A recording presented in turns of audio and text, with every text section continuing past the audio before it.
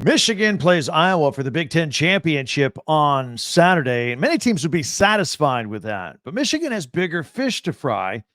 And of course, a win on Saturday would just be a stepping stone to all their goals. So I ask you, is Michigan a team of destiny? I think so. Locked on Big Ten starts right now. You are Locked on Big Ten, your daily podcast on the Big Ten Conference. Part of the Locked On Podcast Network. Your team every day.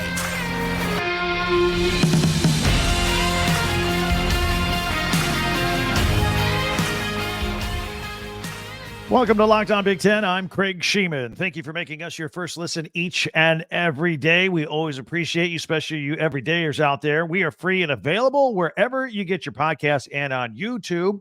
Part of the Locked On Podcast Network, your team every day. Well, today's episode is brought to you by FanDuel. Make every moment more. Right now, new customers get $150 in bonus bets for any winning $5 moneyline bet. That's $150 if your team wins. Visit FanDuel.com/locked-on to get started. Well, we are going to talk about Michigan being a team of destiny and how they got here to where they are. Yesterday, we took a look at Iowa and how they overachieved all season to get where they are. Go back and check out yesterday's podcast if you like, if you're an Iowa fan. And we'll also talk about the season award winners, and the Indiana Hoosiers have a brand new football coach. We'll discuss that and our Pigskin Picks. Be sure to subscribe down below, if you will, and follow Locked On Big Ten for free wherever you get your podcasts. That way you get the latest episode of this podcast as soon as it becomes available each and every day. Look, Michigan feels like a team of destiny. And if that is true, Saturday's Big Ten championship game against Iowa is just a formality, really. And I mean, a lot of teams would be really excited to be in a championship game for a conference, and I'm sure Michigan is. But, you know, they've had a lot of negative issues, a lot of things to maneuver through here this year. Of course, for starters, Jim Harbaugh has only coached in 6 of the 12 games this season with 2 separate 3-game suspensions. And this team has had an uncanny ability to block out the noise from those suspensions and other things and the Spygate accusations. So if this team isn't a team of destiny, it's a team on a mission. There's no question about that. They blew through the regular season and the Big Ten schedule. Check that one off the box. And, they want to win the Big Ten championship. They want to get into the playoffs. They want to win a national championship. So there are still some boxes to check on the list, but they've navigated this Big Ten schedule with ease. In fact, they were only really tested twice. The Maryland game was a 1-score game, and that got a little dicey here and there in the second half. And, of course, the thrilling game against Ohio State, another 1-score game, a 6-point game. But other than that, they were largely unchallenged. They haven't had to play under duress during the majority of the football season. So let's look back for a minute and see how we got here. Let's look back at, let's start with the first 3 games of the schedule, because they were all eerily similar. First of all, they were all played without Jim Harbaugh as he served out his first 3-game suspension. That was self-imposed after the argument with the NCAA and Cheeseburger Gate, and allegedly not being forthright with the NCAA during their investigation on the matter. They beat East Carolina 30-3. They beat UNLV 35-7. They beat Bowling Green 31-6. All similar scores. They were scoring in the 30s, and the other teams were, trying to just get 1 score. At that point, people were actually complaining that Michigan wasn't winning by enough. They weren't covering the spread, right? Good teams win, great teams cover. You know the old saying. Nevertheless, in all 3 of those games, the team was very stifling with its defense. And, of course, on offense, Blake Corum and Roman Wilson were just racking up touchdowns left and right. Of course, Blake Corum, he scores every day. That's just part of the Michigan game plan. He scores every single game, literally. And, of course, J.J. McCarthy was almost flawless through all of this as well, with the exception of the Bowling Green game. That was weird. He did throw 2 touchdowns in that game, but he also threw 3 interceptions. It was inexplicable, really. Very weird.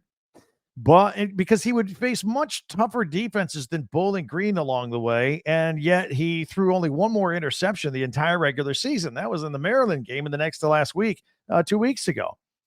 But along the way, again, almost flawless. 74% of his passes, he completed them, and he had a quarterback rating of 176.8. Just a nearly flawless season for him this season. And it was very impressive. There's a picture of Blake Corum if you're watching on video as well. Just a lot of weapons for him to use, and they were off to a great start. Then we get back to week 4. Okay. Week 4, that's when Jim Harbaugh comes back from suspension and he gets to coach for the first time after the suspension. And then he's on the sideline for the Rutgers game. It's the first Big Ten game of the season as well.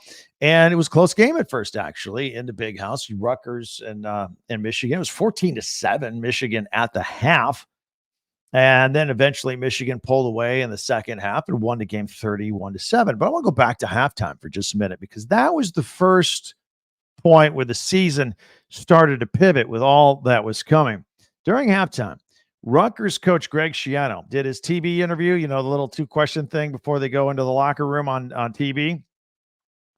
And twice during that interview, he referred to funny stuff going on out here on the field that had to be fixed and corrected. Now, at the time, we assumed he was talking about his team or his team's play, but we later deduced that he was inferring that Michigan knew his team's signals and during the game. And it's believed that, of course, Schiano and Rutgers and his former employer, Ohio State, were the 2 schools that did rat out Michigan for the whole Spygate investigation. So anyway, if you go back and watch that, maybe find it on social media. Go back and watch this halftime interview.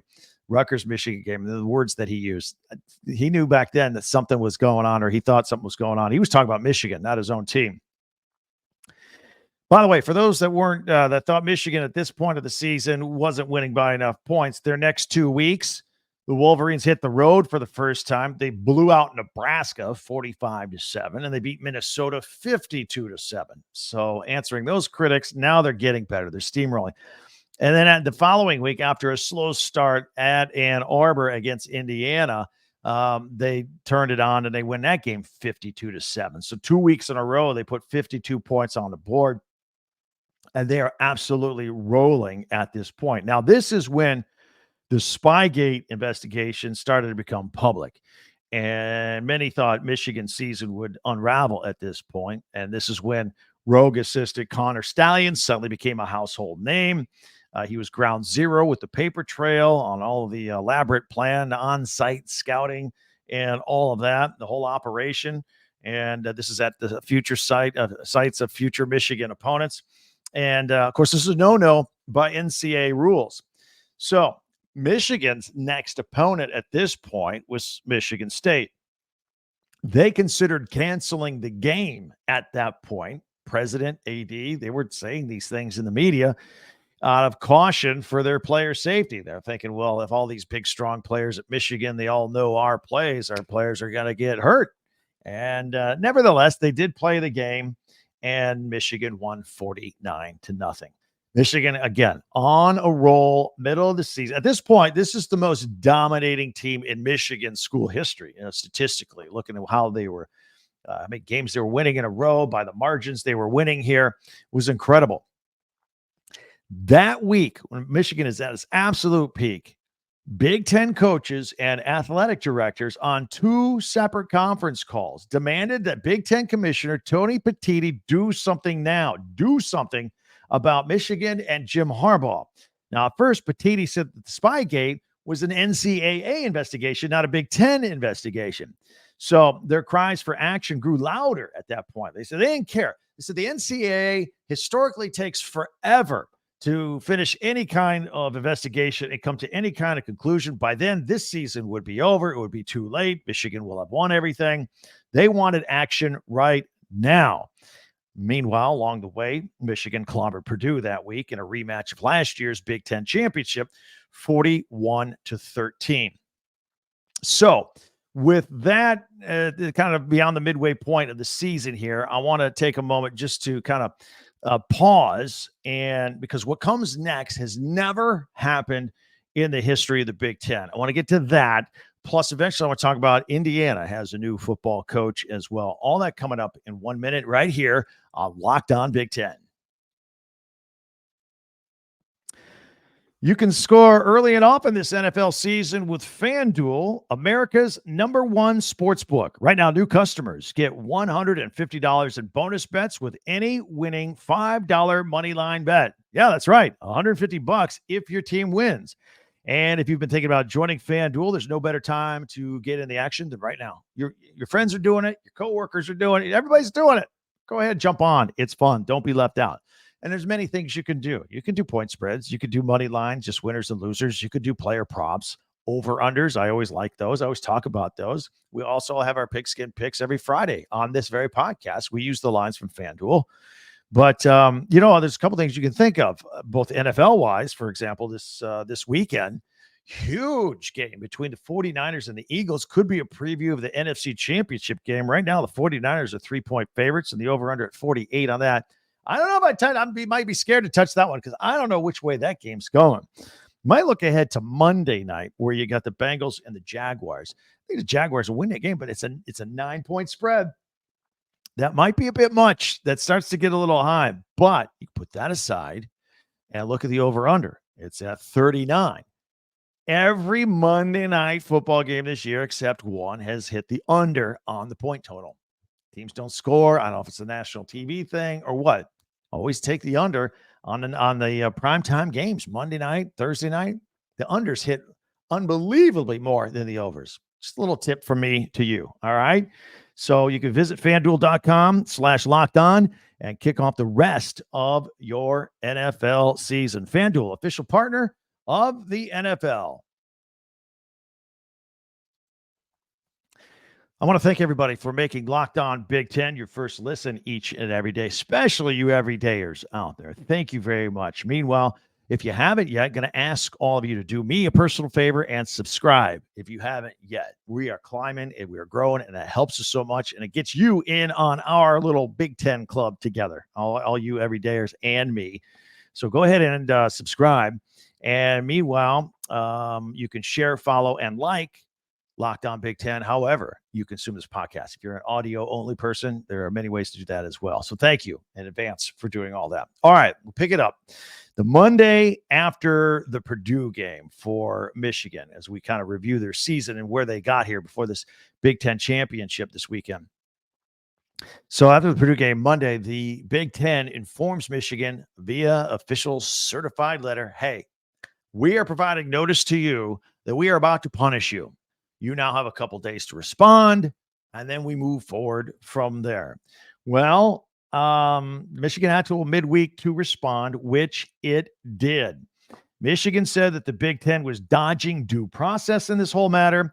They didn't have the right or the evidence to jump in line ahead of the NCAA investigation in this matter. And if the Big Ten dared to harm Michigan and or Jim Harbaugh, they should be prepared for a long battle in court, a very public battle in court. The school just absolutely lawyered up, had its lawyers in Michigan, had a firm in DC. They were ready to go. One regent said, yeah, we're not bringing a knife to a gunfight. We're lawyered up. We're ready to go. So that was on Wednesday of that week. Thursday, nothing happened. No word from anybody. Friday comes around. Nothing. Nobody. So Michigan gets on an airplane, including Jim Harbaugh, and they fly out to Penn State for their game against the Nittany Lions.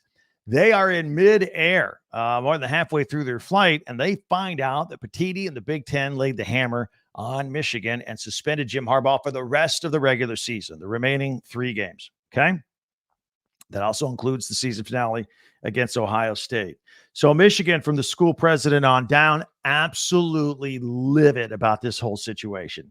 And they tried to get a judge to give him a stay that would allow Harbaugh to continue coaching. They couldn't get one on that Friday and Saturday as well. So Harbaugh remained with the team hotel and watched Michigan beat Penn State on TV 24-15, then flew back to Michigan with the team. Now, the following week, the week after the Penn State game, negotiations are continuing on both sides between Michigan and the Big Ten, and they were aiming in the direction of maybe taking one of the 3 games off the Jim Harbaugh suspension, making a 2-game suspension. That would allow him to come back the final week against the Ohio State game. Everybody seemed to be happy with that, I guess. But just before that scheduled court hearing that they couldn't get to the following Friday, that would be November 17th, new evidence apparently surfaced in this investigation that appeared to stop Michigan in its tracks. Just boom. It forced them to drop their hearing appeal, and Jim Harbaugh accepted the rest of his suspension. Everyone's like, what happened? They were ready to fight.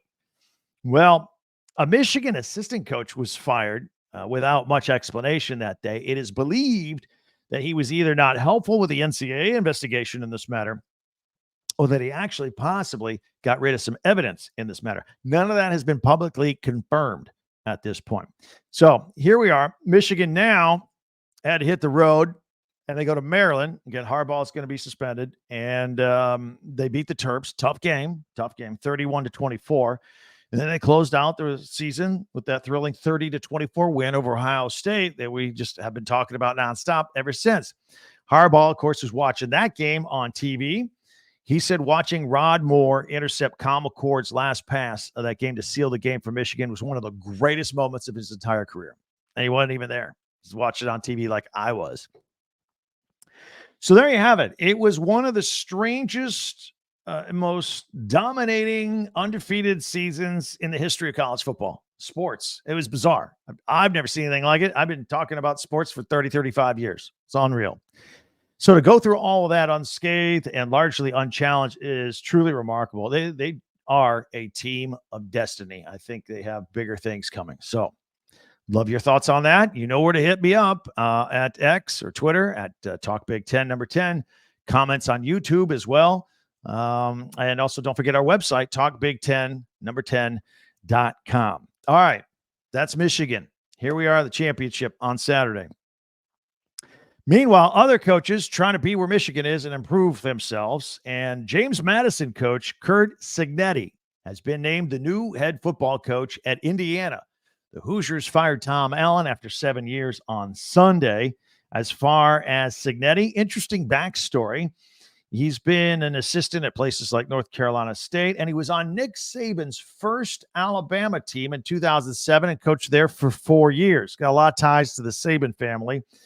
He's known for quick first-year turnarounds at his other smaller schools that he's been at, like Elon and James Madison. In fact, at James Madison, he went 52-9 in his 5 years there.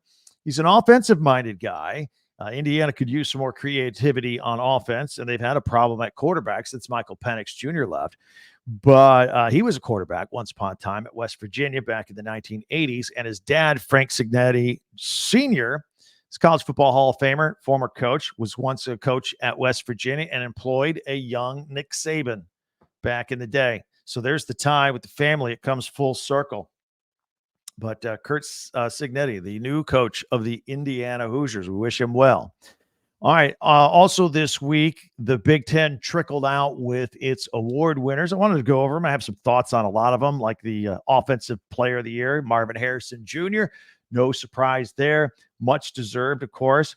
And Defensive Player of the Year, Zerhan Newton from Illinois. You know, he didn't get a lot of attention that he could have because Illinois didn't win as many games, didn't get as much attention as everybody else. But great player, and he'll be obviously in the NFL.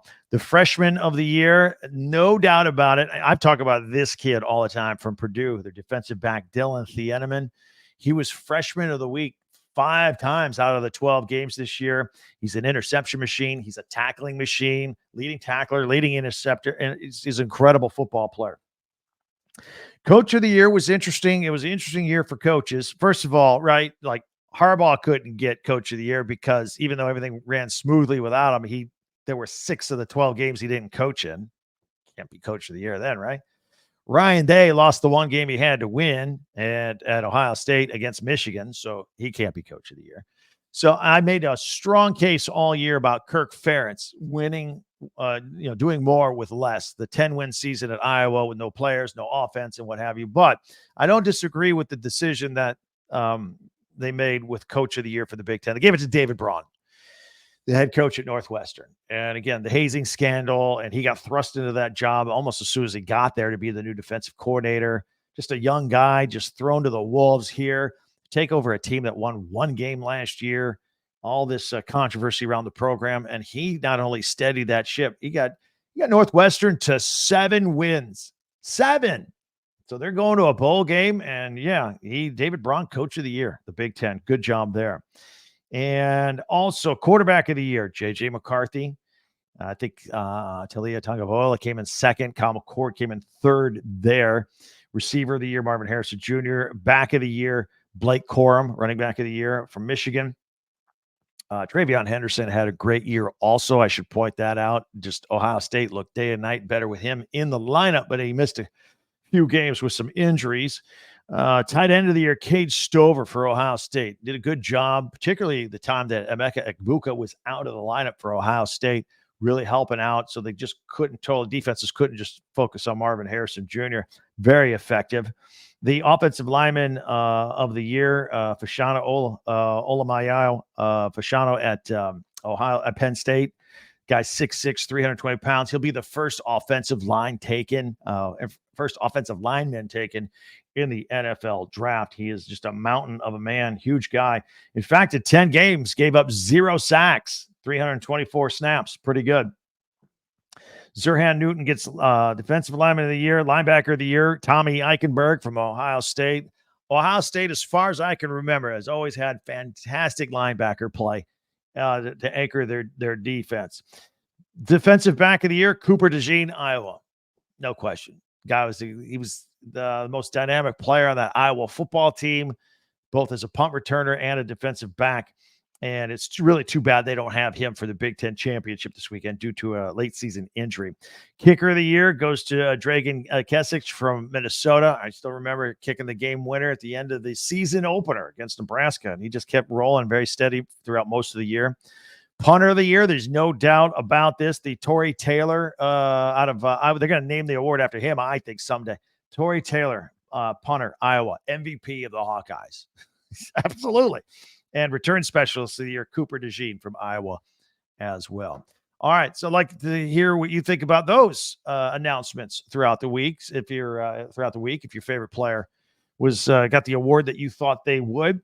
Also, Locked On has launched the first ever national sports 24/7 streaming channel on YouTube. Locked On Sports Today, 24/7, covering all the top sports stories of the day. Local experts of Locked On, plus our national shows covering every single league like this one. This show will sneak up and pop up on there from time to time as well. So check that out, right? Locked On Sports Today. In the meantime, we've got our Pigskin Picks. I'm going to take all the, not all of them, I'm going to take the Power 5 championship games this weekend and give you my thoughts, including the Big Ten championship game between Michigan and Iowa. That's in 1 minute right here on Locked On Big Ten.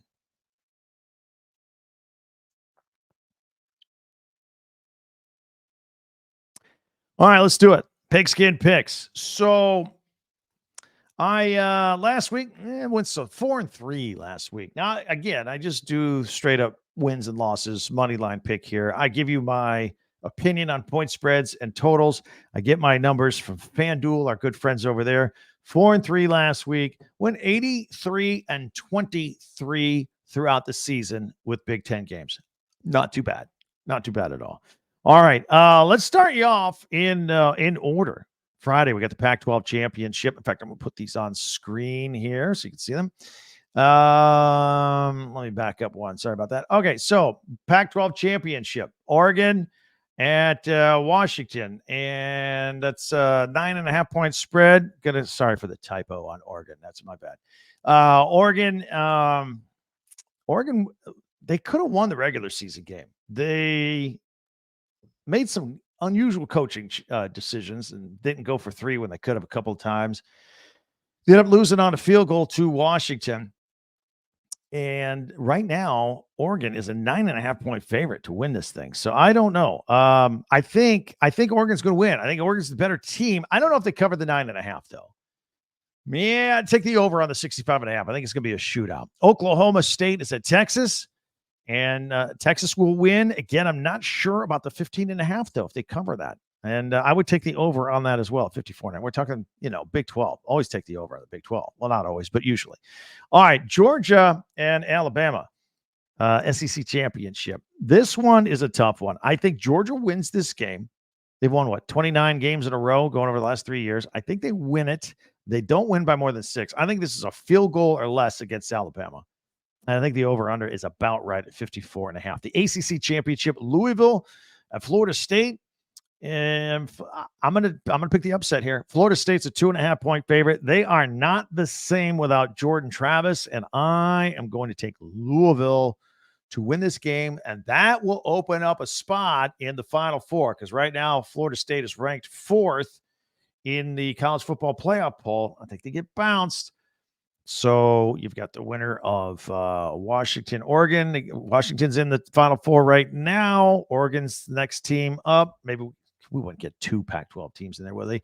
I don't know. We'll see how that all plays out. We've discussed this at length on this podcast. And then, of course, finally, the Big Ten Championship, Michigan and Iowa. A little bit of a lower number because all Iowa games are low, but because of their defense, but also in their offense because they don't score a lot of points. Look, I think Michigan will eventually get over that 21 and a half, maybe 17-7 at the half, 17-3 at the half. And then I think they pour it on in the second half a little bit and they'll get over that number. So Michigan wins, they cover.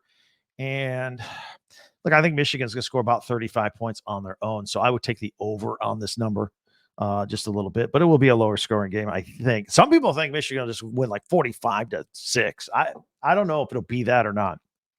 Anyway, those are our Pigskin Picks going into this weekend. What do you think? Let me know. Many ways for you to interact with me at Twitter, X, at Talk Big Ten number 10. The comments here on YouTube, and of course our website, talkbig10number10.com as well. Be sure to subscribe. Please help us out there. Follow this podcast right now and share with your friends. Tell your Big Ten friends about us. And check us out on your favorite podcast app just so that you can get the latest episode of Locked On Big Ten as soon as it becomes available each and every morning. And then also don't forget the other channel I just told you about, Locked On Sports Today, 24/7 streaming sports and all of your favorite Locked On channels. Podcasts pop up on there as well. That'll do it. Enjoy the Big Ten Championship. So the schedule this weekend, real quick. So Michigan and Iowa, they're the last of the championship games on Saturday night, 8 o'clock. That game will be played Sunday at noon. The final college football playoff poll comes out. So we'll know who the final 4 are, who are going to the playoffs, and then all the other bowl announcements. So we have a lot to talk about next week. We will get to all of that. Thank you very much for checking us out. Spread the word. Locked On Big Ten. I'm Craig Sheeman.